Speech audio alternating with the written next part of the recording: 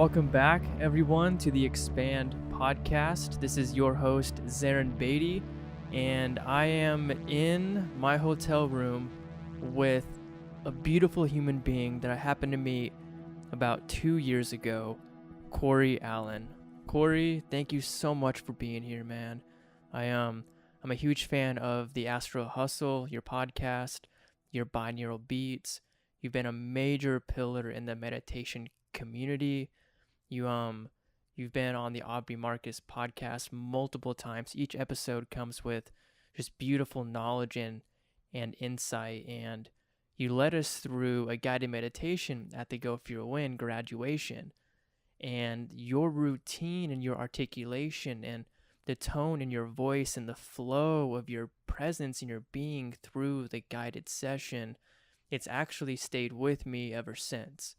And you implemented just subtly different aspects of expression and articulation that I've never heard before. And it's a really beautiful thing to experience. It's a beautiful thing to be here in person with you. So thank you for joining. Yeah, my pleasure, man. I think we're done. I think that wraps it up. I think we're good to go. Cool. Well, this has been a lot of fun. I'd like to come back anytime. And just, thanks. It's excellent. It's an honor. But seriously, thank you, man. I appreciate it. Thank you for having me on your podcast. I feel more expansive already, just since you did that, the intro and mentioned the Xpand podcast. I definitely feel like my atoms and cells have kind of moved apart a little bit. But yeah, thanks, man. That's beautiful. Good to see you again and good to catch up. Man, I have a series of questions. Okay, you all right? You look a little. I'm just adjusting. I'm attuned to this. Okay. So very natural, organic questions, just through discussion. Lay it on me. That's conversation, baby. That's how we roll here. And so I know you. I'm sure you are a complex being, of course. Sure. But my interpretation of you involves meditation and music, and you are a specialist, you're an expert in both fields, and you found a beautiful way to kind of blend them together. Where did this kind of all begin for you? How did you get into meditation and music? Were they at the same time? Did one bleed into the other? Can I lay down on this couch like a Freudian? Can we do like a Freudian thing? You get as comfortable as you need. Yeah, so that's a great question, man. And whenever someone says that, it means that they're trying to think of an answer. But I wasn't in this case. But in general, just going forward, you'll know that when someone says "great question," that's a stalling technique. We learned that in one of my speech classes, actually. So it's a really good question. And then you repeat the question. Yeah. Buy some more time. So anyway, yeah, that's a good question.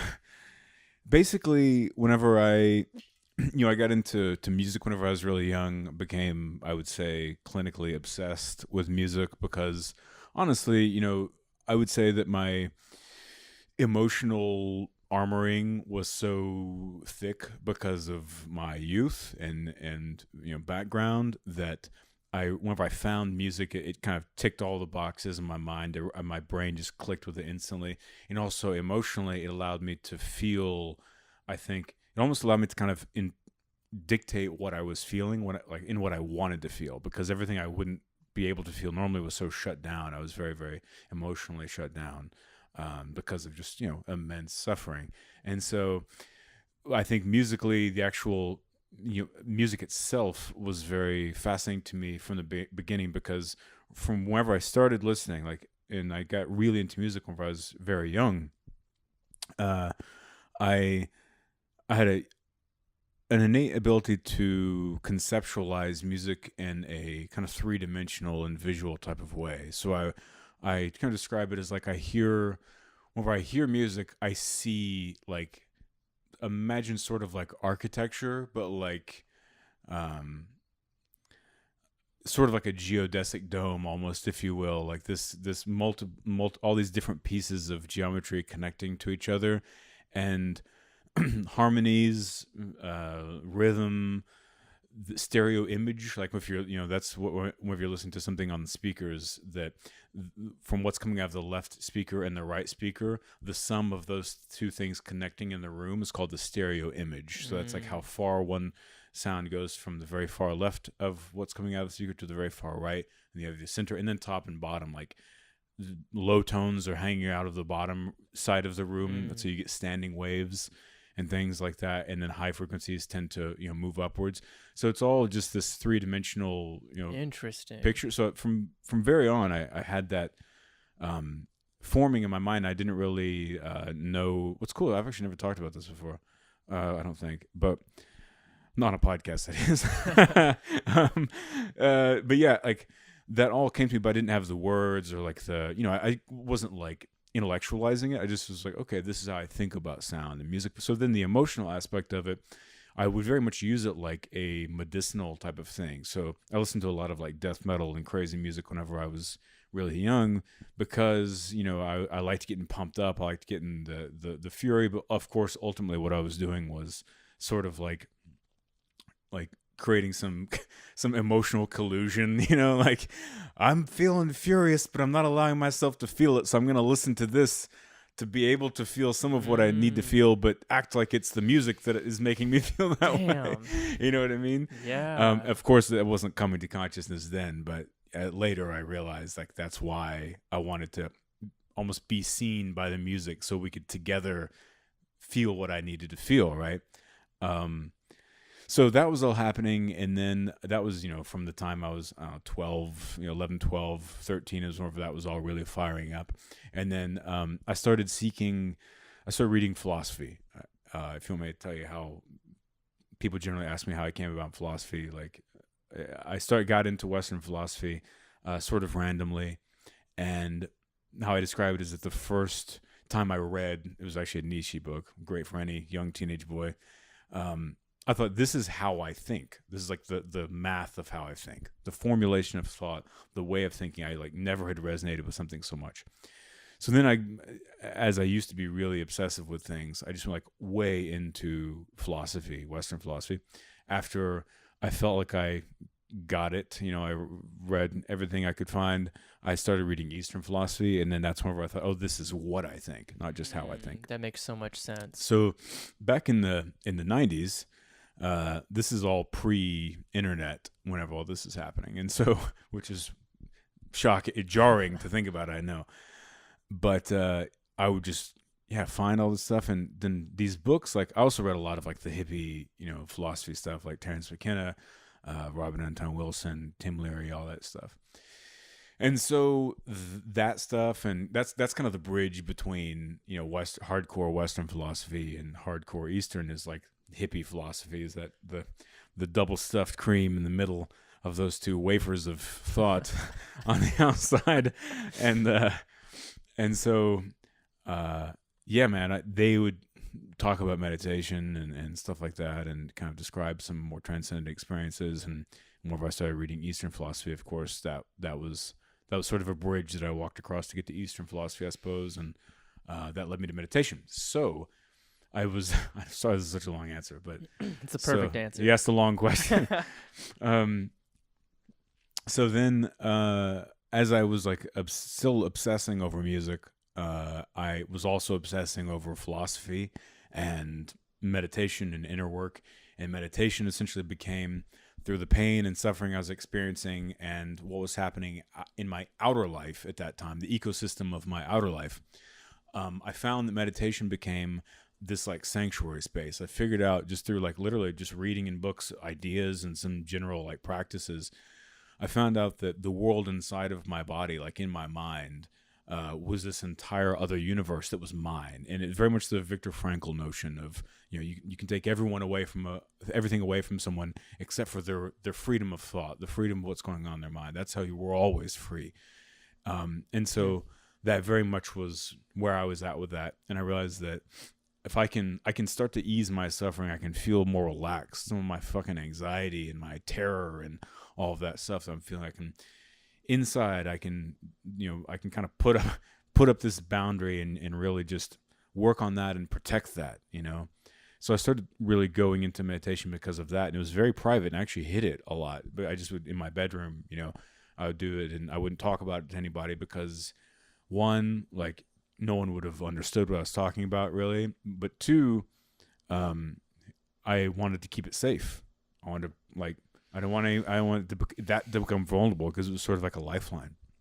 So being so into both of those things, such huge pillars and like defining my entire life, they naturally just started bleeding into each other. And so I've been, writing music since I was like 14 or 15. I started composing music whenever I was, I don't know, like properly composing it in like when I was about 18. And so all the time, all the music I always wrote they all actually were philosophical concepts and ideas trying to, through music, explain thoughts I was thinking or, meditative experiences I had or philosophical concepts or something like that. Like, for example, the record I put out called The Great Order is about the spontaneous order of the universe. And I'm trying to represent that in music, And what's kind of funny, so those things have always mixed. And man, like even whenever I was in my late teens, I had a shitty computer program on my PC computer that I had that was like a frequency generator. And I remember I got it because I read that these particular Buddhist dudes, monks, would sleep on the one side of their body if they wanted to have a creative day, and the other side of their body if they wanted to have like an intellectual day. And their reasoning was that if they slept on the right side, that it would blood would soak the right hemisphere of their brain that night, and so it would be more like ready for a creative day, and vice versa on the left side. And so I did all these experiments. I started reading about brain waves and brain states and all this stuff. And I was very into neuroscience and psychology and all that shit, at the same time. But essentially I was all trying to track like, what is this thing, the flashlight of my mind? Like, what is that? Because neuroscience is cool, philosophy is cool, psychology is cool to me. But really the root of all of that is our consciousness. So that's how I got really interested in consciousness. And so I started like I would play these I've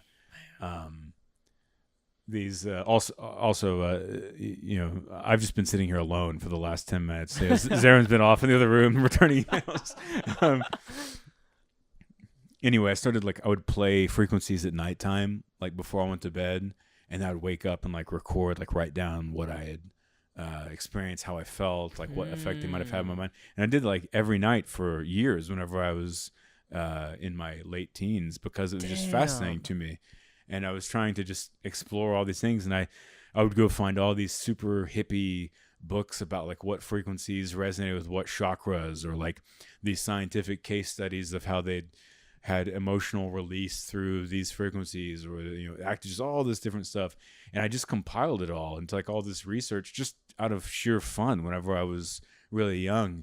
And so I would put a lot of those frequencies and those things in my music, and being able to, through like my musical composition style, is very much one of like a long, expansive, very subtle, nuanced thing. And in the combination of psychology and like awareness and meditation, I really combine all those things together. And that's why in my music, things seem to appear out of nowhere, where you're like, oh, I'm like waking up to that I'm hearing this sound now, but I never heard it coming.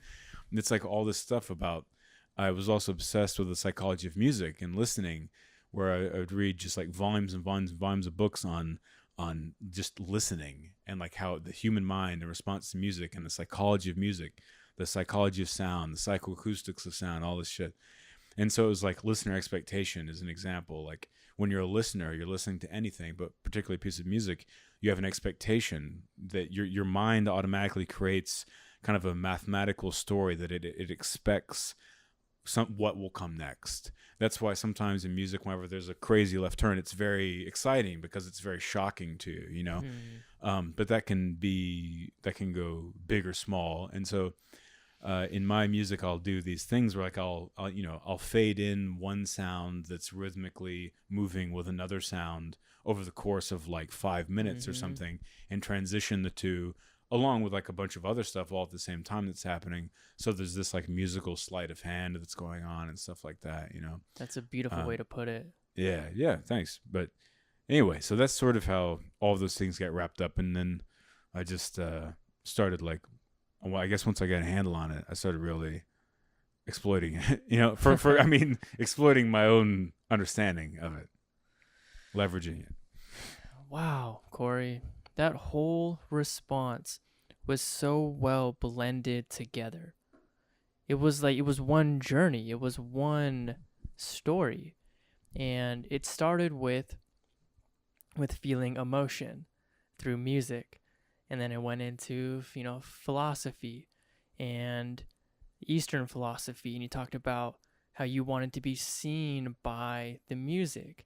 That's a very Taoistic way of viewing the world, and very Eastern filled in perspective. We are equal to everything around us. How I think about this a lot with with nunchucks, where this tool exists for me to perform certain moves. Without the tool, these moves wouldn't be performed the way they are. Without me performing the motion, the tool wouldn't be operating the way it was designed to operate. Mm-hmm. So a very beautiful symbiotic relationship between two things. And Michelangelo, let's not forget that. Also a very beautiful part of the equation that we cannot forget. That's the best. And then you blended in, I think even subconsciously maybe, meditation has helped me feel emotions in a whole different way.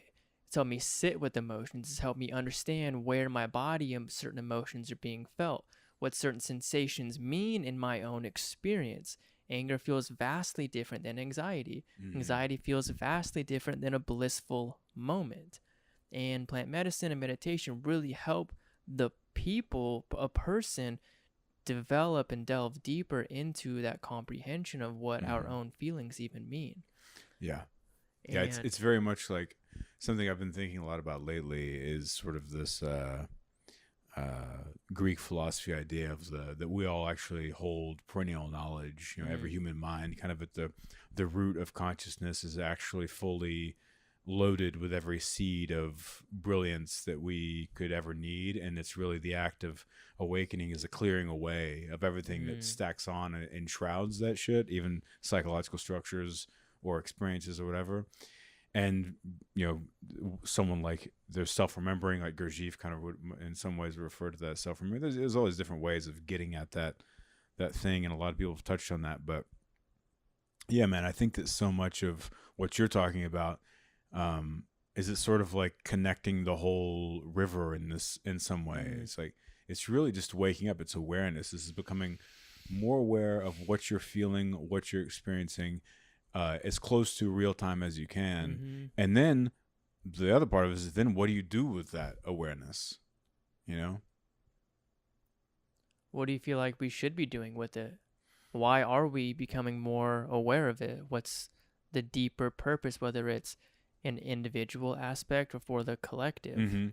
Yeah, I think that it's really what we should do with it is let it flow through, right? So that's, to me anyway, at this stage, it's all about being able to recognize what's flowing through and make way for it. Because, man, we everything we feel, every signal that our body sends us on a physiological level, like we just, because of the structure of our brain and the way that our brain operates, really like the logistics of our mind make it to where we have an emotion, we have an intuition, we have a biological sensation, like I gotta go to the bathroom, all these things will come up and they like tickle the very back of our brain. That's like our primordial brain stem, like kind of tingling a little bit. And then what we do generally, because of our self-reflective awareness of our frontal lobe, our brain, we start to compartmentalize. We, as I call it, we throw those kind of the source vibrations into the intellectual wood chipper, and we just, because of our fear, our self-aware, our discomfort with our own self-awareness, how we feel like we're being seen through others, our cultural reinforcements, our genetic inheritance, what our family, all this religions, all this stuff that's out there that mangles you up and just gets you all caught up in your own thinking and your own idea of what you are and who you can be and all this stuff. When that thing comes through, man, so many people, practically everyone, allows it to be degraded and warped and not trusted and manipulated in some way. It's always through fear, man. It's always through and an anxiety about letting that out into the world. And so people are literally acting out theatrics of who they are as opposed to who they truly are. And that's why everyone's so fucking fidgety all the time, man. You know, it's like people are just freaked out. They're so uncomfortable with themselves, but and it's not through any fault of their own. It's just the things that the impressions that have been pressed into them throughout their life are kind of possessing them in some way. It's almost like, you know, Play-Doh, you know, that stuff, that kid's toy, Play-Doh. Yeah. Like, not the, yeah. Could have been talking about the I know, philosopher. I was like, where are we going with this? Yeah, that's what I'm going to do more from now on. I'm going to talk about Greek philosophy and then talk about Play-Doh, the toy. I shouldn't have done so much anal DMT before I came here. All this DMT suppositories are really confusing me. They're catching up. They're catching up, man. Yeah. I've also learned something recently. I don't know how conscious your show is, so feel free to take this. It's pretty out there. Well, we have a beautiful audience. That's great. I realized recently that anything is a suppository if you leave it in long enough. That's it's a powerful recognition. Powerful. It's powerful. That's a tough lesson to learn, I feel like. Yeah, patience. Anyway, so Play-Doh, it's like the toy, you know, you have this toxic, you know, mushy goop, whatever it's made out of, and then they have like the little thing you put in there and you press it, and then you can put like an attachment on the end and it comes out in a different shape, like a star or whatever. Yeah. That's like our psychology. Like we our soul, our source connection is the Play-Doh, and then all of our over intellectualization and our fear and anxiety is the little star filter. So like you're coming through, but it's being squished through this weird mangled shape that the trajectory of your life, that is, all the things that have been imposed on you, has created. Mm-hmm. Where do you feel like you are with that process then? Because of your 15 plus years of meditation, you've been to Peru, been to Spirit Quest. I mean, how much do you feel like the design from other people is also influencing how you behave now, or are you at a spot where you're very comfortable being who you are and the rest you're just kind of aware of? Yeah, I feel pretty free these days, man. You know, like I feel like it just gets smaller and more fine and more nuanced, and I don't ever expect it to go away, you know, sure. Because that would be sort of, I think that it's sort of like the what I call the upside of impermanence. Like, people think impermanence is a bummer, you know, because that you say, hey, guess what? Everything is in a constant state of decay. No matter you, the people you love, you know, your mommy, your street where the house where you grew up on, everything's gonna turn to dust eventually, and it is actually happening right now. We're all dying right now. You know, it's like that can sound like a bummer until you realize the upside of impermanence, which is, for there to be things constantly decaying, there must constantly be things coming into being. And so we're caught in the handshake of coming and going. So we're all coming and going at the same time.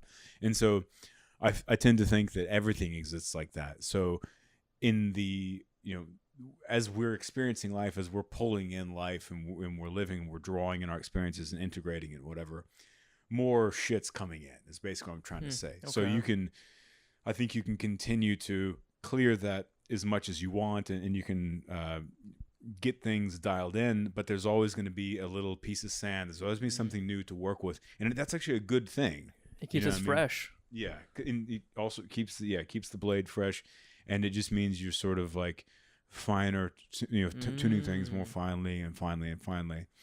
It feels like being present in the moment is where you can understand that you do have a few grains of sand around you.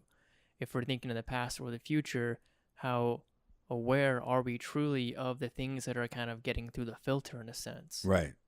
Yeah, I mean, presence is power. That's in my opinion. It's been such a focus for me over the years, because that's why I wrote a book about it. Yeah, and you just finished it, right? I finished it several months ago. It'll be out in September 24th. Thank you for bringing that up, because that was naturally going to be a question. What has this book been about, man? How long has it taken you to write and develop, and how did you know it was finished? When did you know? Oh, well, I was very fortunate in that regard because of all the music writing I've done. Mm. So I very much looked at it like all of the artistic process. I've been through that ringer for so long that I was able to take everything I'd learned and all that artistic and creative maturity from that and just put it into writing. So as far as like when is this done, that is not an issue. But what was an issue was that I respect creativity, I respect Mm. artistry so much that for me to say, hey, just because I can, because I have a podcast platform and that stuff, and I was got a book deal, just because I can doesn't mean that I'm just automatically great at writing. I respect writing.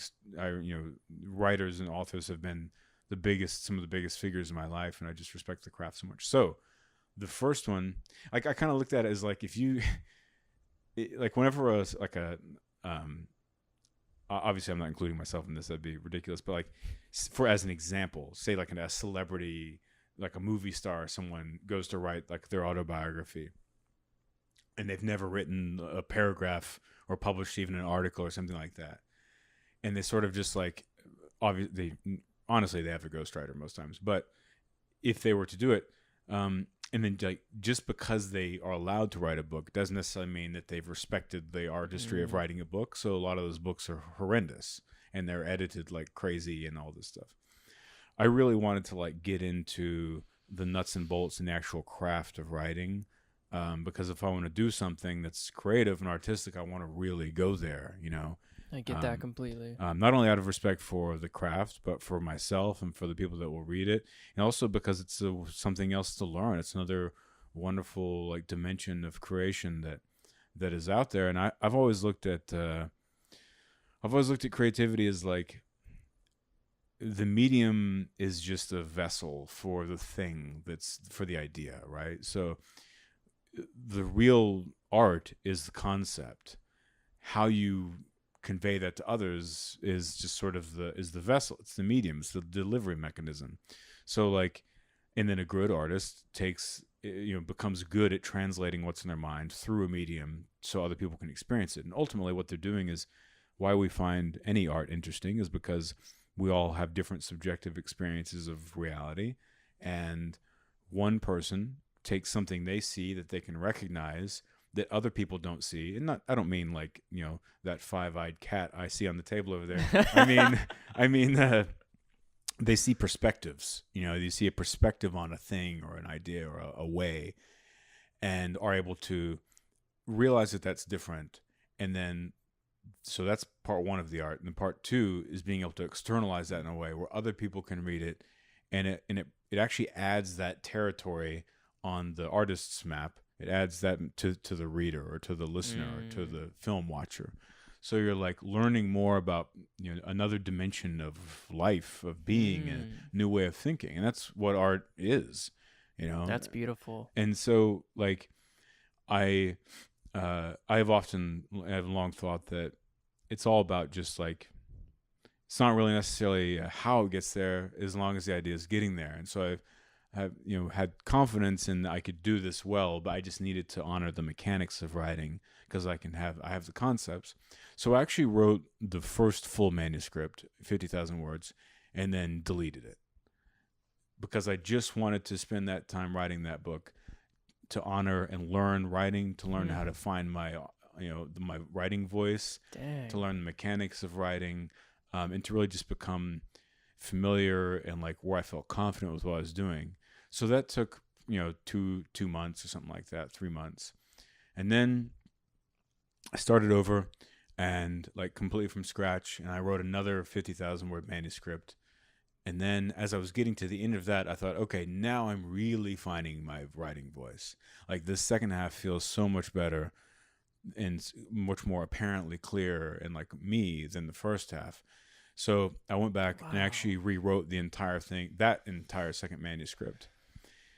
And whenever I was done with that, I then looked at it and thought, this is cool, but I don't know if this is the most useful thing for people. And I was writing from the head, I think, more than anything else. Like, it was very intellectual. There was parts that were extremely dense and far out, and like I would think complex. And ultimately, as I was reading it, like sitting with it, I had the realization of a lot of things that actually frustrate me about writing is something I've done, which is like, whenever you write something in some areas that is so dense, so complex, that the reader has to already be familiar with the idea and already understand it to even really get with it, then it's like, well, then who is that for? Who is this helping? Who is this like benefiting? If it's just a bunch of people sitting around being like, yeah, I understand phenomenology. How about you? It's like, yep.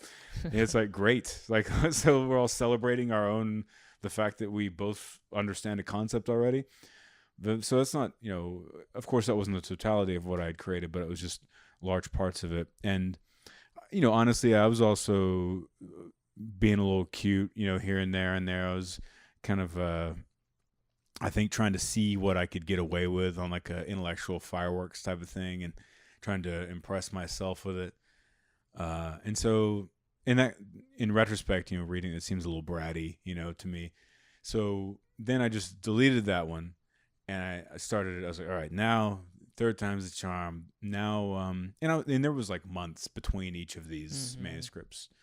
So then 3 months later, I really was like in a deep zone during those 3 months, like internally, of like doing some more excavating and all this stuff. And then, man, it just it really came. Like I just did the outline, kind of redesigned what I wanted to do, and really like wrote this new one from the heart, and the mind. And while I was writing it, I made it so much more conversational, and it's very conversational. And I realized as I was writing this one, I was like, if this isn't good, if this isn't the one for me, then I'm just not a writer. Like, that's what this is, because it feels so good. It feels so right, So that's what's the book is that last one I described. When's it going to come out? Still September 24th. September 24th. I'm just joking. I just mentioned that earlier, so I was just playing with you. My bad. What's it called? It's called Now Is the Way. That's beautiful. Yeah, and Aubrey wrote the foreword, but it's nice of him. That's cool. So it'd be fun. When people are able to put that much of themselves into a project, I really do believe the people who read it and the people who are drawn towards it will be able to feel that and resonate with you deeper on that note. And you will be able to, be seen by other people in a much deeper way. And that's a really beautiful aspect of being genuine with yourself and with the people around you. You're able to actually like bond and relate to the people who you would like to relate to.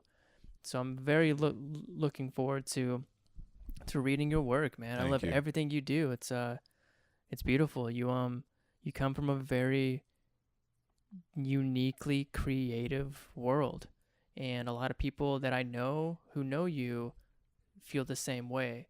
And I've heard nothing but incredible things about you. And already, 35 minutes in, you have a very different level of intellect. And you're producing a lot of good in the world, and it's really, really cool to watch. Thank you. I love this podcast, by the way. I'm just being real, man. Thank you very much, man. I really appreciate that. I really do. I'm grateful that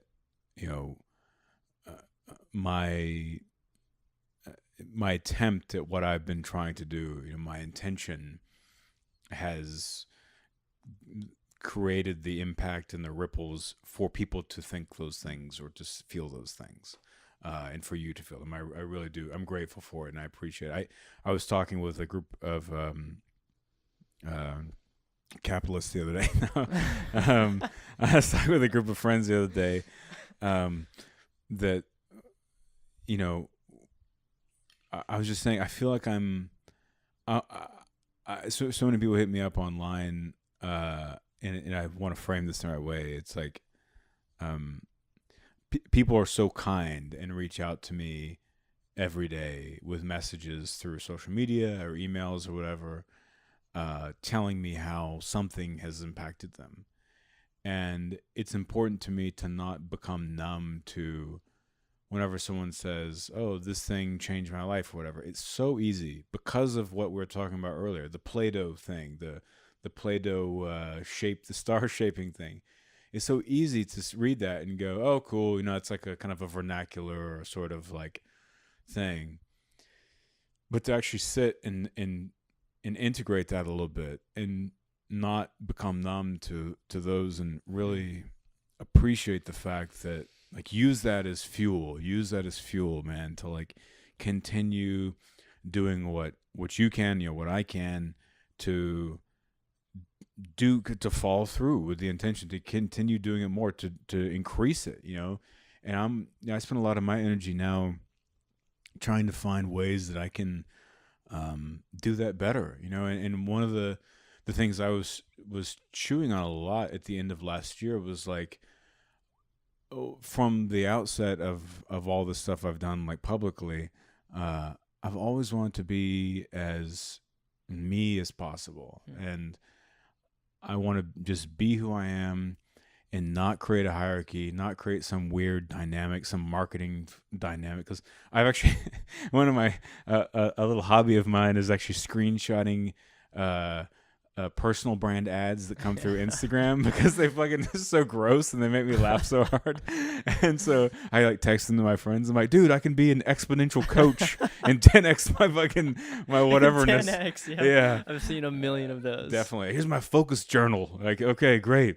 And so anyway, not just somehow sidestepping all that stuff, keeping it real, keeping it, authentic in the sense of like sharing what I can to help people not have the same problems that I experience. And I've looked at this also again from the outset. I know this may be a weird thing to contrast. I actually made it recently and it was confusing to someone, but I sort of like looked at Anthony Bourdain as a bit of a model for me, because like not in the sense of food or traveling or anything like that, but in the sense of he allowed himself to show up in every one of those situations he was in and be Tony. And no matter if he was rich, if he was going through a divorce, if he was depressed, if he was in a good mood, if he was drunk, if he was eating in a Michelin star restaurant or at KFC, he was like, here I am doing this thing right now. What can I learn from this experience? What are the honestly simple good parts of this? Like macaroni and cheese is the shit. So is, some super fancy wine or restaurant or whatever. And I really appreciate about him, because he was able to go through the whole horrible, evil, manipulative machine, the head fuck of like the level of fame and cultural icon he was at, and the money and the fans and all that stuff. And he did kill himself, but besides that, he kept it real. But he kept it real even to the end. Like in that sense, I'm not suggesting anyone kill themselves, but I'm saying that people in the room next door, me calling 911.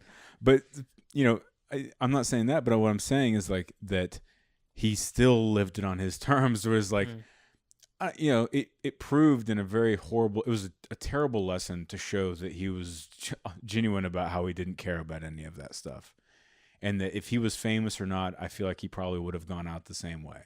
It just didn't matter. He was just there trying to help humans connect and do all. And I really appreciate that about him. And so, just as one of many, many, many examples, I select that as sort of a good ethos of like not getting caught up in any of the silliness or the self-illusion or any of that stuff, and just being honest, being you, and doing what you can to what you have in you that can help your fellow humans. And the hierarchy thing I mentioned earlier that kind of started that point, was that note of conversation, was that I look at my podcast and my book, and just, again, I don't even think about those things as much as like content is like we would have the same conversation without the microphones. It's just being, right? Yeah, it's for embodying all this stuff. And so what I started off with all of it was like, okay, I've experienced a lot of shit, and maybe if I share some map, it can help people get through the territory a bit simpler. But it's not about having the fanciest map. It's not about being, don't forget me, I'm the guy that gave you the map. It's literally like walking. The best way to describe it is like it's walking through the forest, and 10,000 years ago, jaguar jumps out, tries to eat you. You break its neck, and you are at the campfire later. That's a little brutal. That escalated quickly, didn't it? Jungle walk to break necks. Yeah, but it's a jungle out there, literally. It is a jungle. So then you're at the campfire later with your cave homies, your nomadic homies, and they're sitting around chewing on some scavenged meat or berries or what have you, and you're like, hey, dudes, by the way, how was your day? And they're like, it was pretty good. This giant pterodactyl laid a giant egg, and it almost fell on me and killed me. It's like, oh, that sounds crazy. How was your day? I'm like, hey, I was walking and I heard this sound that sounded like whatever, and the jaguar came out and he tried to kill me and I broke his neck. So if you hear this sound, just be careful, because I almost got eaten by a jaguar. So just heads up. That's the very weird way to describe it. but it is somehow relatable though. yeah but it's, what I mean is, it's like, it's about sharing. We're all sharing with each other, right? And that's what this is to me. That's like my intent, is like, this might keep you from getting killed. This might keep you from being like feeling existential anxiety. This might keep you from whatever. This could help you feel chill. This could bring clarity to your mind. And it's not about like, I'm an exponential coach that can 10x your life output or whatever that is. But it's about like, hey, I know the human condition, the weight of it. I've lived with it. I'm acutely aware of it. I understand that being a conscious, sentient critter on this planet has an immense amount of beauty and terror. Like, we're just these grains of sand, blowing across the cosmic beach for all of infinity. We're all going to die. We're all aware of it. Everything's terrifying and everything's achingly beautiful all at the same time. That's the human condition, right? And being aware of all of that. And I understand that. And I feel it constantly. But I figured out how to feng shui it into something where the terror is not it doesn't bother me anymore. I accept it as a part of the beauty of it all. And, being able to, that's the deep stuff, but the small stuff in life, just helping share the ways that I worked through it, so that other people can not feel that way. Because I know how it feels to feel that way, and it fucking sucks. Yeah, for sure. That's, wow, man. I mean, it's beautiful when people are able to help other people get through what they've been through, even to any degree. And it's not even, it's weird because it feels like your purpose or your intention is to help, but to help without helping, but by providing. Exactly. You know what I mean? And yeah. It's that concept, even before I knew about Bruce Lee, really resonated with me. And that's like literally what Bruce Lee stood for with Jeet Kune Do. It's, I don't teach you anything. I provide a platform for you to learn how to teach yourself. Yeah, of course, that's the only way to learn anything. Get in the lab. 100%. Get inside of a small dog. That's how you learn it. That's how I learned everything. I had this Labrador, and I stuffed it and made a little jacket out of it, and I'd get inside of it every day, and I would read at nighttime. Oh, that's the greatest. That's the greatest. Gotta get in the lab. Well, I mean, that's the power of plant medicine, is it puts you in the position to like experience the realm of like universal knowledge and spirit and this cosmic blend of internal, external reality and the unconscious, subconscious mind, and how it can blend and fuel and feed into the conscious perspective. Yeah. And, you better than a lot of people I know understand that in a really interesting way, where you're able to embody that and bring it into the world with like actual integration. And so where does integration like come from for you, or how has that been a huge part of your process? I think that there is information, then there's knowledge. So information is like the available data that's out there. Knowledge is whenever you can remember that data. And then wisdom is whenever life occurs and you have to reference some of your knowledge to figure out a situation you're in. I just have a stroke and die.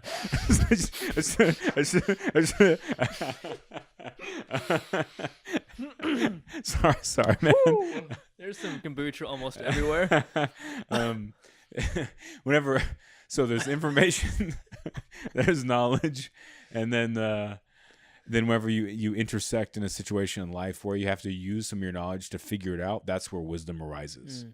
And so I spent so much life reading about that stuff and having like a natural proclivity towards really like, I'm like, how can I figure out what consciousness is? Well, I need to make it like waggle a little bit. I need to like stretch it and bend it, because then I'll know where it's at. If I can stretch my consciousness a little bit, then I'll be, all right, there it is. There's, it's like a balloon you're inside of or something. All right, there's my consciousness. And so that's why I got really into like the super deep, like far out brain stretchy. That's why I make that joke on my podcast about brain stretches. That's what I'm talking about. It's like stuff where you feel high after you've like heard it, and if you don't feel high by the time we're gonna go on this podcast until you feel stoned. Yeah, it may have already happened. Okay, good. Thank God. That resonance through the body, it may have taken place once or twice.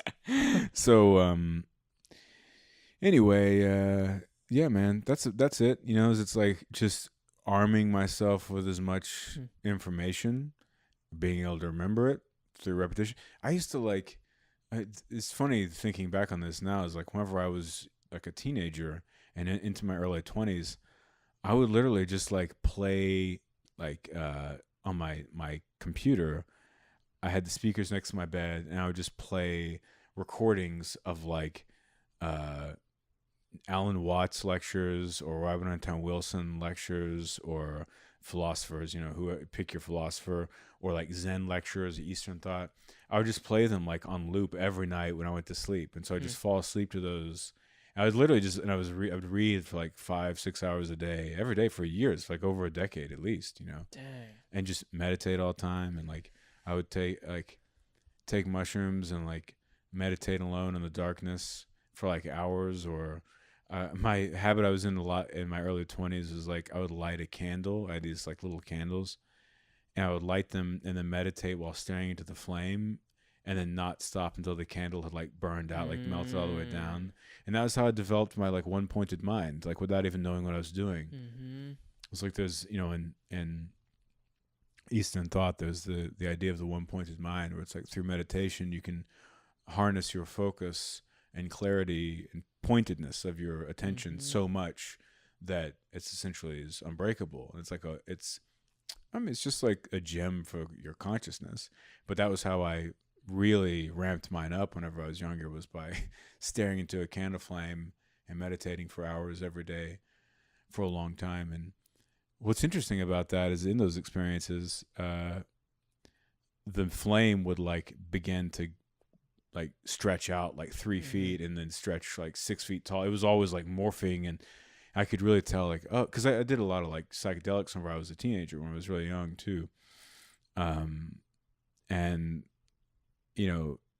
so I was unfazed by the malleability of my, subjective perception.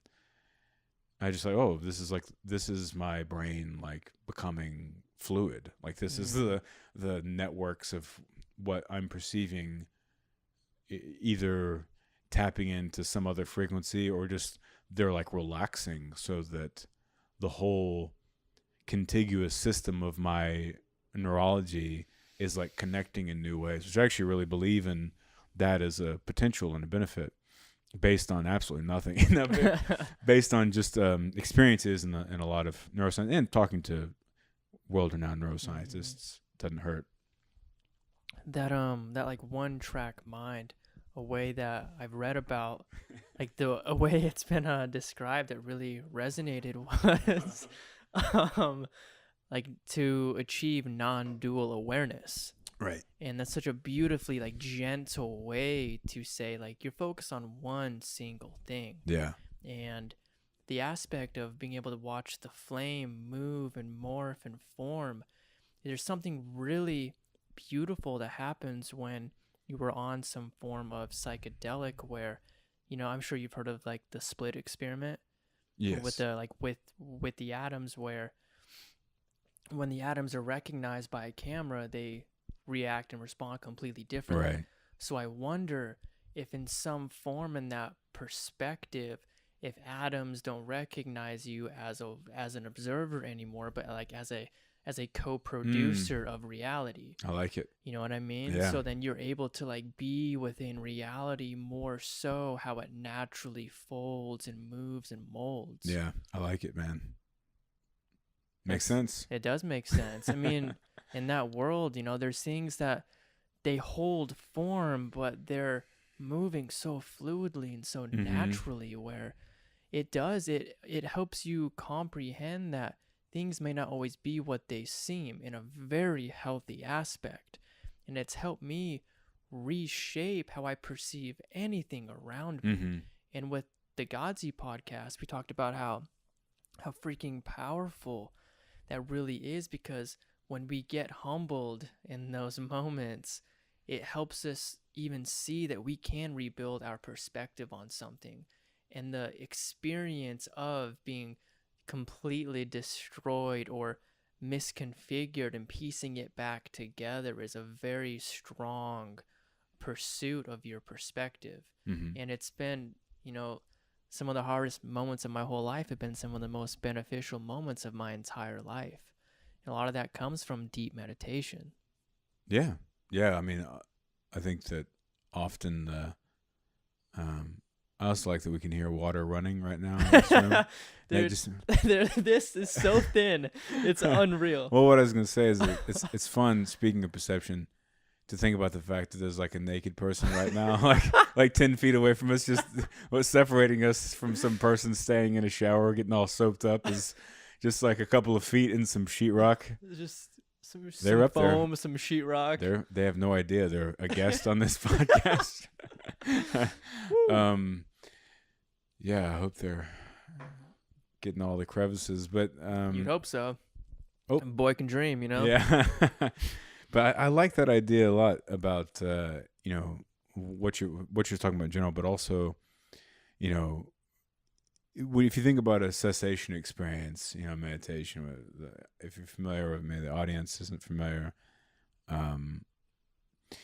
the idea of experiencing cessation during meditation is akin to a form of enlightenment.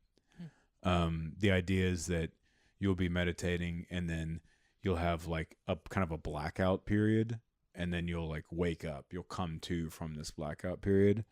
And the cessation, it's suggested that that's actually nirvana means like blown away, like a candle that's blown out. And so that's the cessation, is your consciousness literally being like blown out, blown away. And then when it, ignites, then you're just kind of a pure knowing, and you're outside of the entrapment of your previously configured way of seeing the world, and you've reached this kind of spontaneous awareness, essentially. I have talked to people that have claimed to have cessation experiences, and I always say, like, well, how do you know you had a cessation? Because if your consciousness went out, you wouldn't have any right. It would be like a schism or something. There wouldn't be any, like, if you take a scene, if you take a frame out of a film, the film keeps rolling. There's not, you know what I mean? There's no gap. And they tend to say like, oh, well, I just sort of like later I realized like, oh yeah, I think I was like unconscious there for a minute, and that's fine. I mean, maybe that's cool. Maybe that was their experience.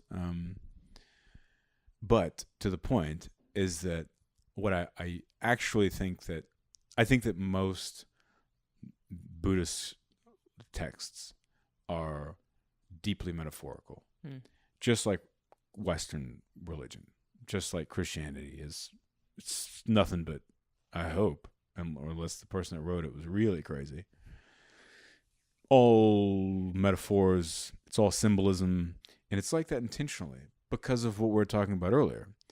No one can tell you the secrets of life. No one can tell you how to become enlightened. You have to get into the Labrador.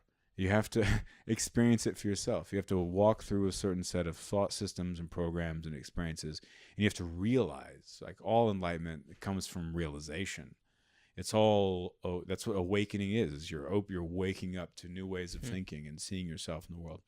And so that's why all religious texts worldwide, they all are so cryptic.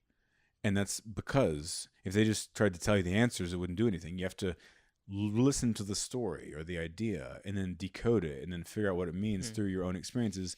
Then you can actually have some sort of awakening. And so to me, the cessation, and there's like, Buddhist scholars line up to disagree with me. This is my opinion, is that like the idea is that, to me, is that cessation is actually a representation of a spontaneous awakening, sure, but of pure knowing. So pure knowing, the blown away thing is the releasing. It's the extinguishing of nirvana. It's the candle going out of the grasping. The grasping of your mind, the grasping of your idea of who you are and what everything else is, the grasping of the idea of what you think you're supposed to be, who you think you need to be, how you should react, all this stuff, all the squiggles and wiggles, the really the jargon that creates the tension and the attachment of your life, which creates most of the suffering, right? And so pure knowing, if you get to that state, of just awareness without grasping, then, and without receiving too, that's another big part of it, is that like you become like it's like you're like a reflection of a mirror. You're like a vessel of awareness, right? And it doesn't mean you don't have personality, but it just means that you're not addicted to your personality. We're all life addicts. And so your idea of particles not changing, when they're observed or when they're observed by a camera. Let me start that over. Your idea of particles that are that change their behavior whenever they're observed, versus me looking at the candle or an individual having an experience and that thing starts to change. Perhaps that is actually a mind that's releasing to a state of pure knowing. And so it's not putting forth kind of the electrochemical output, the grasping of consciousness at a thing, and it's actually released itself into a non-grasping state. And so the candle begins to syncopate with the frequencies of consciousness in a way beyond the framework of what we think of as human perception.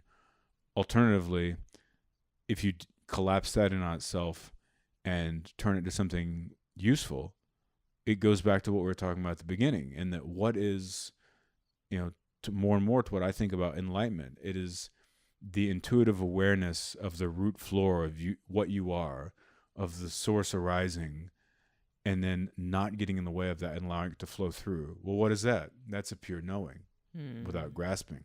But this is just internal grasping as opposed to grasping towards the external. Where does meditation really come into play with allowing this knowing to present itself and to flow through you? How does meditation help this bridge?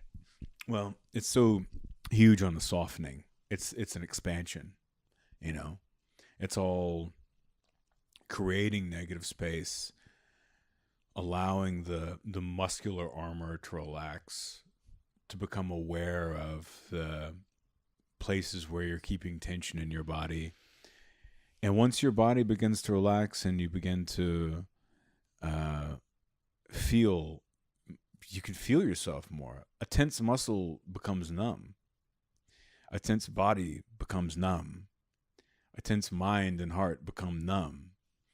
In meditation, through breathing, you can begin to expand and let all that open up again. And then once that you begin to shake off and like set down the weight you've been carrying, you have what begins to awaken and emerge is an internal awareness of all the other stuff that's in there, that's all been clenched up and tightened up and packed away. And you can start working through that. And essentially it's really, you can start letting go of it. And once you let go of, after, I don't know, I mean, it took me maybe in our 3-second video clip world, this isn't a great endorsement, but after maybe 15 years of practice, I felt like I really finally began to set down all the weights and clear away everything. Then it's just a matter of, I think, actualizing and learning how to, I think, be free and see that. I think what I've done with a lot recently, and I mean over the last year or so, is really focused on like seeing that every aspect of what we experience and what I experience and what I'm doing, it's not, but I don't think it is. It's almost like determinism. It's almost like everything is just unfolding in a script that's been, written. And I say that because it's really just the conduits of how life on this planet, in the way that we see it, operate. The spontaneous order, the random chance of all the billions of potentials that can happen in us, around us, to us, from us, all that stuff. And that goes for our neurology as well. The choices we can make, the choices that we will make based on our experiences and who we are and whatever. And just seeing all of it as this big, like, this thing that's not against you. And it's not for you, but it's not against you. Yeah, beautifully well put right there. And being able to just be in it, and trust it. And that's like, I say this now, not something terrible like happened right after I leave here and I'll get freaked out. But really, like, good thing I don't have a doctor, or else they might call me when I leave here. No, but really, like, an example is that, a light example is like, say you're working on this podcast or whatever, and then you go to, like, I don't know, you go to upload a certain episode, it doesn't like work out, you have some technical issue and you have to wait for some reason, but then somehow this other guest comes around, and then you're like, oh well, I'll put out this episode before I put up the next episode, and then you end up putting the other episode up a week later, and then you see a guest that you want to come on, and then you're like, oh wait a second, that person knows this person who's the most recent episode. I can kind of like create that little thread whenever I reach out to them. And so this is just a really weird random example, and since we're podcasting, this is what I'm using. But like, so any of that tension of like, I wanted this, I needed this episode, I needed to come up, and the freak out of wanting to get it up, and the stress, and like the I'm failing and I'm a terrible person, like all that stuff. Natural thoughts. All the natural thoughts, is that like, then it actually, in the end, it lined up to something beautiful like a week later. Whenever you're like, oh, well, now this is actually great. Perfect. And so all of that whole game of like, everything's gone to shit. I'm a terrible person. This is ruined, like that whole thing is actually just like a fool's errand, and being able to step back and just like allow everything and just know that life is working itself out, and by letting go, you can actually gain control. And that is the one good thing that I think reality TV has bestowed upon us. That's the one lesson we've learned from the creation of reality television, is that I have watched, like, I like cooking shows because I like cooking, right? And so if you watch like Top Chef or something like that, right? Then one of the things that always is highlighted to me in a show like that, or Great British Bake Off, if you ever seen that before. Yeah. quality My series. freaking loves that. like you watch the contestants one week, and some of them win the challenge, and some of them are on the bottom. One of them gets eliminated, but one of them is the winner. So you've got this whole top to bottom, bottom to top dynamic. Then they do the interviews of the people like after the results come out, and the person that's won, like, oh my God, I'm so overwhelmed. This is so beautiful. Like, I'm so glad I believed in myself. Blah blah blah. I can't wait till next week. People in the middle are like, whoa, glad I'm safe. People in the bottom are like, well, this sucks. I guess almost got eliminated. I'm glad I didn't. I need to have some real serious thinking to do. Hopefully I'll get through next week. And then the next episode, the guy that was like, oh, I hope I get through next. He's in the top, and the person on the top is crying like from last week, and they're on the bottom. So then so then through the next challenge, then that person's like, oh, I'm so happy. I've been feeling really great for weeks. Like this is all good. I can't wait till next week. And the person that was on top the last episode is now like, oh, I've been doubting myself this whole competition. And it's like, and you just see that enough episodes of like the same people having these bottom, top, and bottom, top, and bottom experiences, and just the range of their whole psychology and the way that they're relating to their experiences. It teaches the lesson of like the ups and downs of each of those episodes, and the whole narrative of all of their psychological states it just shows you in life, like those moments where you get wrapped up in like, oh, I'm a piece of shit, or like, oh, I'm the greatest ever, fuck you. Like both of those are lies. Like they're these intangible momentary illusions, and that real like the middle path of not detachment, but not being attached to either of those things and being free from that, and trusting in the greater picture of the competition of life, the contest of of being the World Bake Off, right? Who will whether you have soggy bottoms or not, it doesn't matter. And so yeah, man, like to me, I think that's a great lesson we can learn from reality television is that each of us in our lives, you can find yourself getting so worked up about one thing and the next day feeling defeated and making yourself believe that you've always been defeated. And the next day you feel wonderful and you think, well, I've always been wonderful. But being able to recognize that cycle and step out of it will allow you to actually focus on more fundamental elements of presence and the abundance of living, as opposed to being wrapped up in your own fear based on the own story, narrative of your life that you spend up investing so much emotion in. And are you able to observe these patterns through meditation? Is that kind of where you're Oh, able right. Yeah, meditation. Yeah, sure. Is that kind of where you're able to like gather that kind of perspective? Yeah, totally. Yeah. That is the negative space aspect allows one to become more self-reflective, and then you can recognize those things from above a bit more. Someone asked me, and I put this in my book, like, what do I think a successful meditation is one time? And I kind of boiled it down cryptically in some way to when you can look out of your eyes and also see the world looking into you and recognize that from above, then you're meditating. But that is just sort of a metaphor for being, That's very Eastern philosophy right there. Yeah. Like just mutual components to the full picture. Right.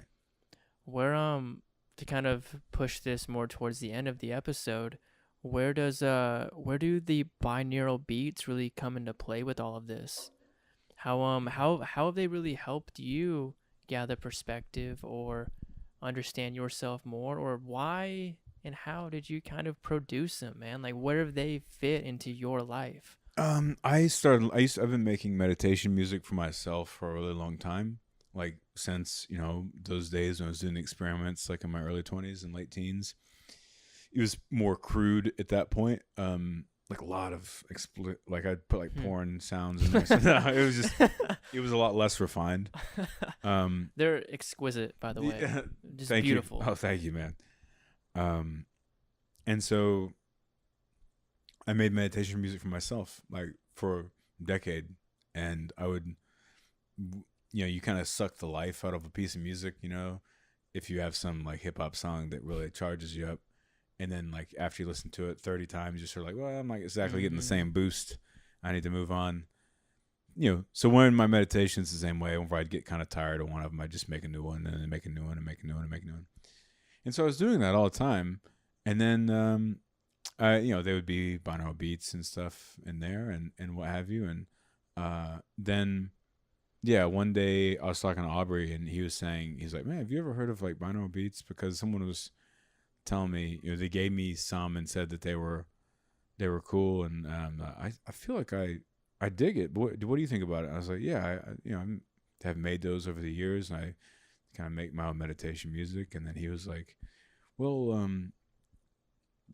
do you think you could, like, would you make me some, like, so I could use the ones that you use? And I was like, yeah, sure.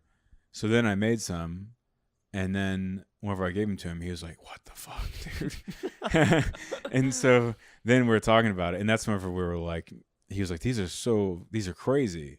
And I was like, yeah, it's just what I've been, listening to myself for just what I the last decade. And then we were like, maybe we should share these, like just make them available for other people. And so that's kind of how they came about publicly. But yeah, they play a huge role. I actually still listen to like the binaurals that I release in my meditation. I listened to them on the plane ride over. We talked about that in the lobby. Awesome. Yeah, it's they do something to you, man. I listened to them while I floated a couple hundred times, and wow, that's a lot of floating. Yeah, it's done it for the past 6 years. Float? Well, I also manage the place back home now. Oh, okay. So I've been managing there for 9 months or so, and I float whenever I want. Cool. But this is over a span of 6 years. Yeah. But like during a float session, I spent like $10,000 on floating. I got a serious addiction. Well, like that combination, dude, it puts you in a different world. Yeah. It's very beautiful. Yeah, I agree, and thank you. Yeah, it is amazing how immersive they are. And what's cool is that like I've thought about this before, and like I've had since, over the last several years after I released them with Aubrey, and I've released them on my site, some newer ones on my site. Of course, because of, public profile, and also because Aubrey is so enthusiastic about them, I've had a bunch of like wealthy people reach out to me, and of course they want like ones just for them, and so I've done some commissions, over the years too, outside of the ones I've released publicly. I've also made some for people, and or quite a few actually. And what's funny is that I'm like, they're actually really easy for me to make, and it's because I've just been doing it for so long. But what's funny about it is I was thinking like, it's so weird that like people are seeking me out because I can recognize when like the frequencies coming through music will do something to your brain. Like I'm literally, whenever I'm creating them and I'm like doing all the little things I do, I'll be like creating this combination, and when I get the ingredients just right, I feel like I can recognize the shift in my consciousness, and I'm like, bam, that's it. And I'm like, there it is. So it's sort of a weird skill to be like, what's your job? Like, I recognize consciousness shift from sound. Well, you can feel it. Totally. And because you are the only one that's in that process of the development. Right. So therefore, when it's off, and then when it clicks, you're just like, oh shit, like there we have it. Yeah. And there's that deeper knowing, and that's cool to hear with each track, or each probably moment within the track as they blend together, how that feeling, I'm sure you felt in some degree, you knew when the book was done, because you had that like that recognition, that resonance through your body, everything. And how freaking mindful and meditative are you through that process? Oh, very. I mean, because you have to be so well attuned to that. Yes. I'm always in a zen zone. I'm always in my zen zone. It's just intense emotional repression, detachment, depersonalization, the inability to feel anything, relate to people, almost sociopath. I'm just joking. No, I'm usually in my, usually just, I'm always in, my Zen zone. But then when I'm working on music, I have like, it's interesting. Like I can like just switch I can't talk, but I can flip a switch and go straight into this like eagle gaze flow state thing. So if I go to be creative, I can just sit down and just turn it on. And like I've joked about with friends or like people before about like how my like time bends or something whenever I'm being creative, because I'll go and I'll be like, how did I just compose like an hour long track in like 4 hours? Like, I don't know. I really think the answer is it's the fluidity of like, if you're going to draw something, people generally think about what they're going to draw and then pick up a pen and then like start drawing on a piece of paper and then look at it and then think about it and continue to add to it or whatever. Like all of that decision making and that like chewing on and all that stuff, that's what takes so much time, like in life and in creativity. But because I know exactly what I'm doing, and same thing with talking, like it's clear in this podcast, I know, just like a true asshole, I can talk forever without ever stopping. And it's the same thing as it's just, I've learned over the years how to push the thing out of the way and just like let it all come through. And that's happens with creativity too. So it's like just allowing the source or whatever you want to call it, or my consciousness, to just be unobstructed by my any negative thoughts or any like worries or any self-criticalness, and just let it happen, because I have the confidence that I know what I'm going to do is going to be dope, and it's like I know what I'm doing. And of course, like, just to clarify, I don't mean that from an arrogant way. I have the utmost, like, I'm humbled by the fact that I get to be creative and that's a part of like who I am. I mean, I have confidence and know it's going to be dope because I trust my process. I trust it, Well, you've experienced it over and over again. Yeah. And you've felt it feel good over and over again. And it's got to be beautiful. I've experienced this in my own way, but when something like a song feels good and it's done, and then other people are able to feel a similar response from that, that's got to be a very healthy recognition for your own like interpretation on what you can even produce. If it didn't stick with anybody else, and there might be some disconnect there, kind of like writing that book in the beginning, like, who's this for? Right. Is this for me, to fulfill my own egotistical desires or whichever, or for a small group? But when you already know the intention of the production in a sense, and it feels good, and then it does resonate, that's a beautiful thing. Yeah, it is. And it's like in Stephen King's book on writing, where he talks about at the very end, someone is asking him, or he's kind of reflecting on interview questions, and he's made like $400 million from his books. So people were like, did you do it for the money?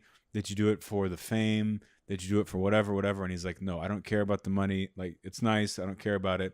I don't care about celebrity. In fact, I hate celebrity. I did it all for the buzz. And I was like, that resonated with me so much. Damn. Because that's what all this stuff, I do it for the high of doing it. Like, there's this high you get from creation. There's like the intoxication of like bringing, like, I think it's sort of like allowing the life force to connect back into itself. So like if this whole waggling, wobbling, like weird multidimensional space that we're in is saturated with conduits of like life force that are pulsing through it in various which ways, basically all I'm describing, I've just been talking about the same thing this entire time essentially, which is this: they're like, whether it be in writing, whether it be as a person in your own life, whether it be in creating music, if it's doing a podcast, if it's meditation, whatever it is, it's recognizing the conduits of that life force, and letting it just go up the bottom of your spine and come out the top of your head, and just not obstructing it, and then letting it connect back into the other conduits, and literally being skewered by the flow of force. And that's the high. That's how the flow state comes. That's how, that's enlightenment, Yeah, it's pure alignment. Right. Like beautiful, beautiful alignment internally and externally. Yeah. We're able to blend and bond between like dimension. Right. And coexist. Right. Co-create. 10x it. 10x Yeah, 10x it. Where's my focus journal? Yeah. Just trying to be an exponential coach over here. Wow. Yeah, man. I mean, that's really where it's at. And I would say that for any of that stuff, if anyone that is listening is a creative type, or if you're trying to meditate, not that anyone asked my advice, but I'd like to. I was about to ask the same question. Okay, actually. thank God. I just saved us some time, but now I'm ruining it by doing this.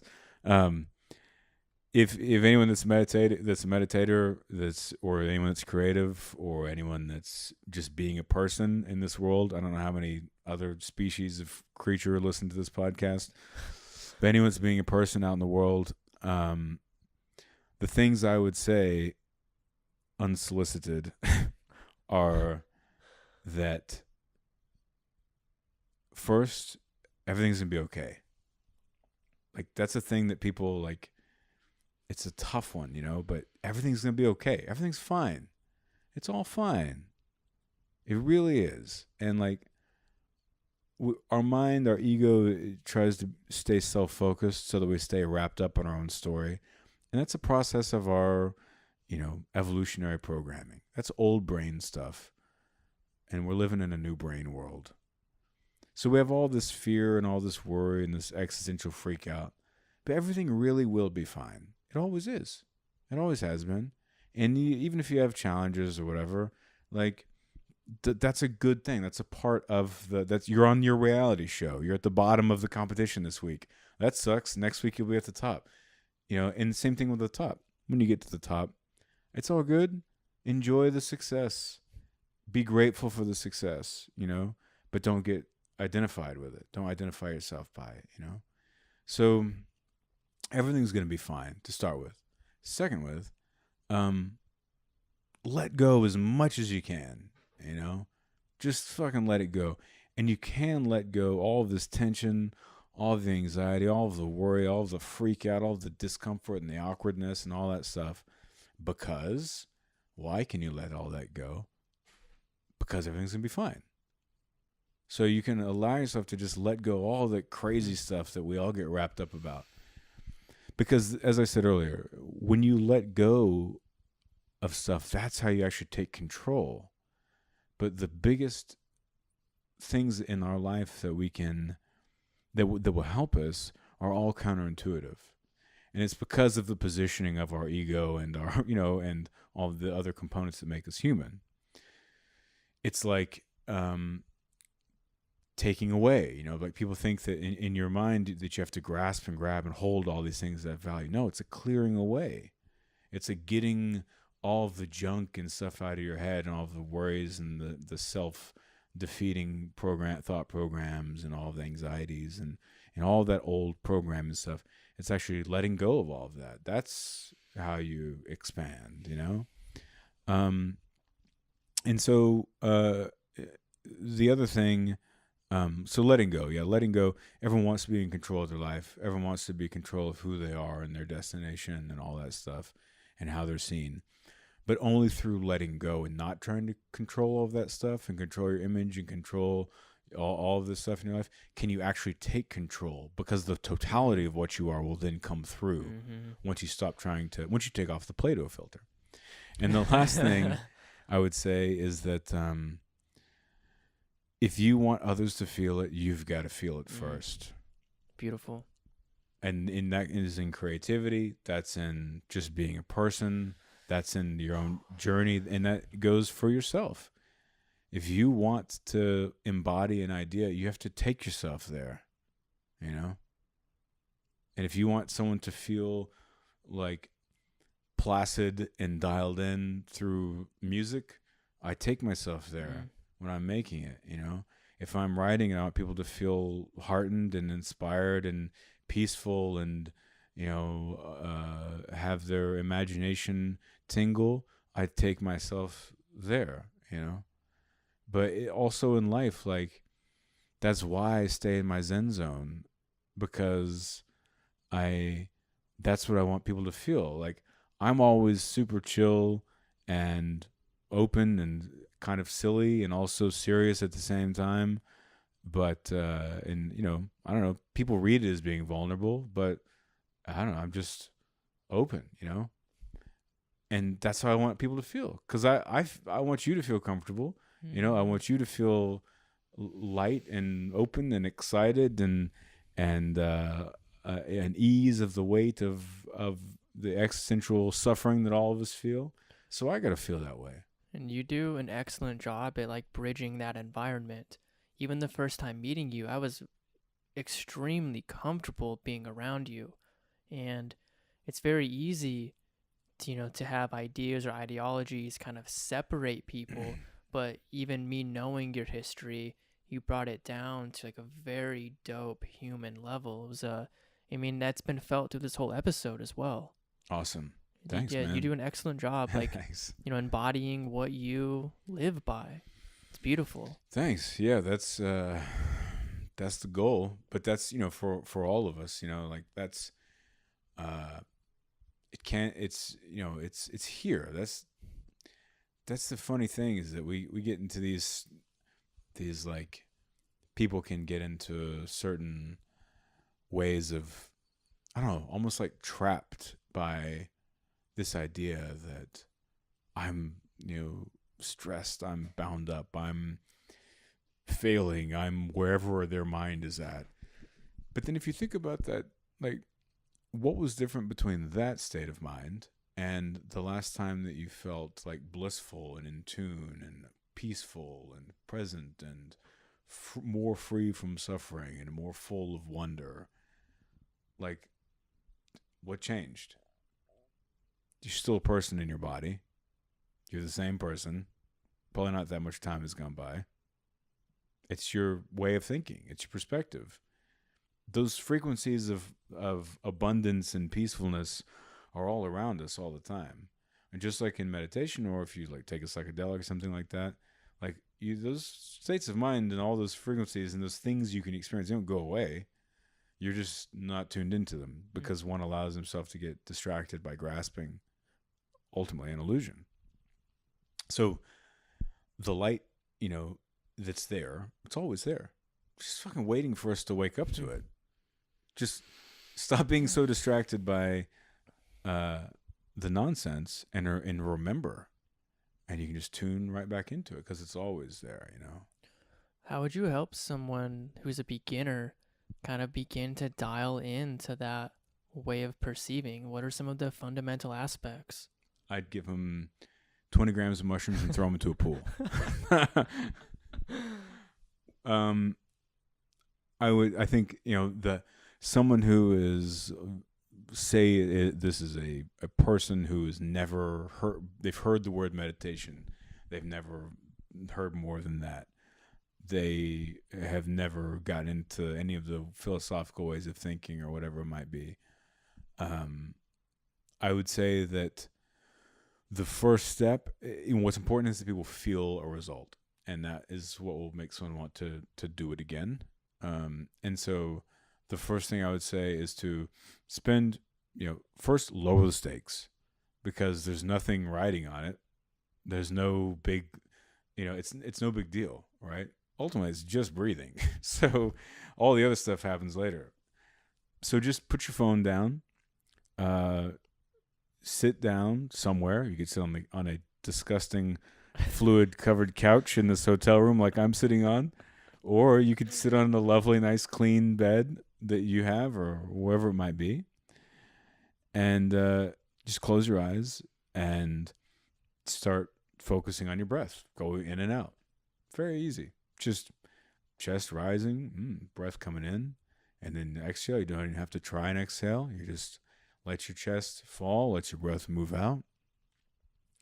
And just do that for 5 minutes. Just don't even try and do anything. Just sit there, close your eyes, and just take deep breaths for 5 minutes. And when you open your eyes, you'll feel a change, And that's, and a lot of people will, particularly people that have no context for what we're talking about here, they'll say, oh, well, my mind was like, my thoughts were going crazy the whole time.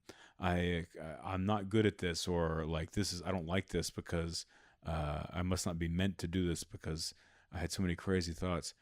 That's actually achieving the hardest step of mindfulness, is by you recognized your thoughts. Mm-hmm.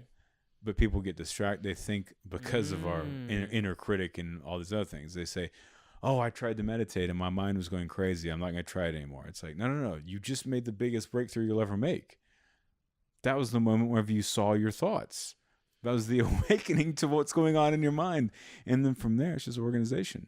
It's just, working on that and putting that space in there so that it can become more fluid instead of chaos. Damn. Cory, thank you so much for being here, man. My pleasure. That was an absolute pleasure. Awesome.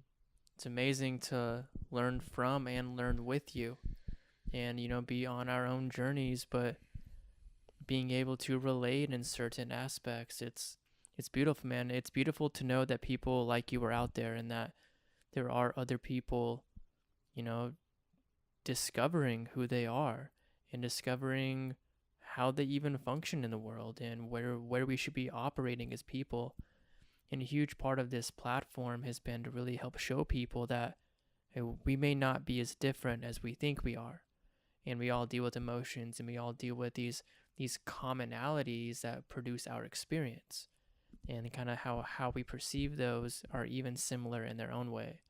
But it's beautiful, man. I really appreciate you. And how can people find you? I know we got to plug in this so website, Instagram handle kind of ordeal, but sure. Any very last words? They can find me in their local freezer, their local grocery store.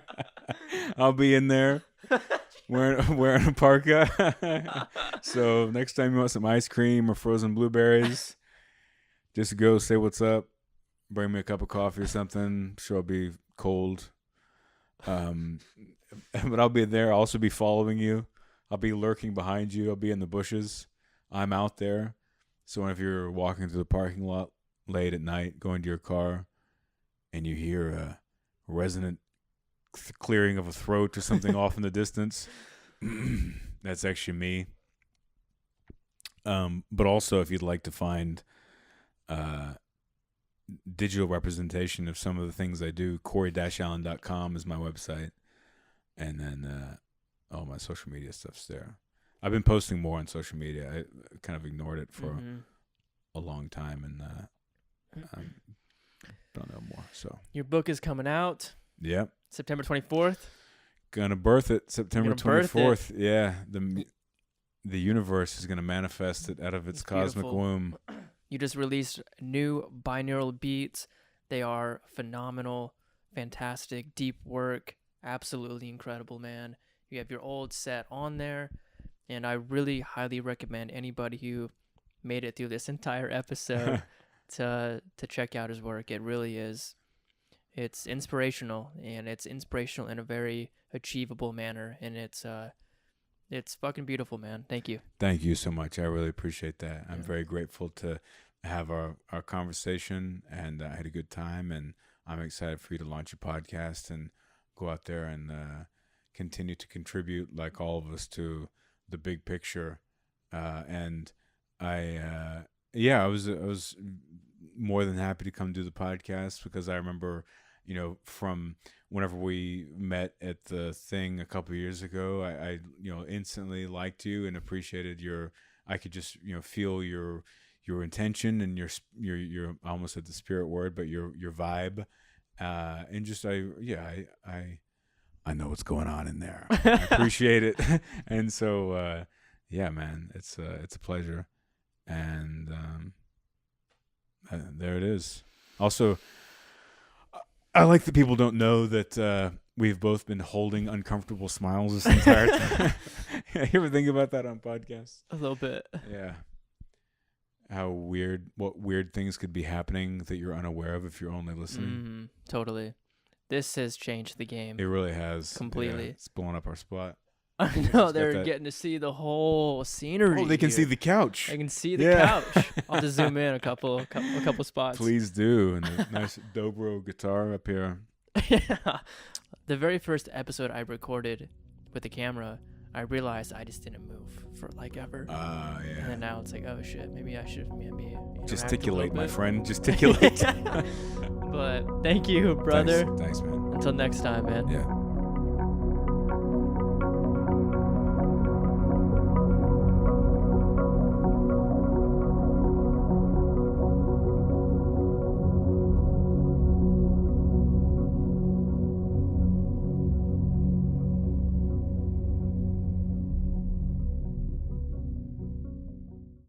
I could do a bamboozle on A your little bamboozle. Do you ever look at dog memes? Yeah.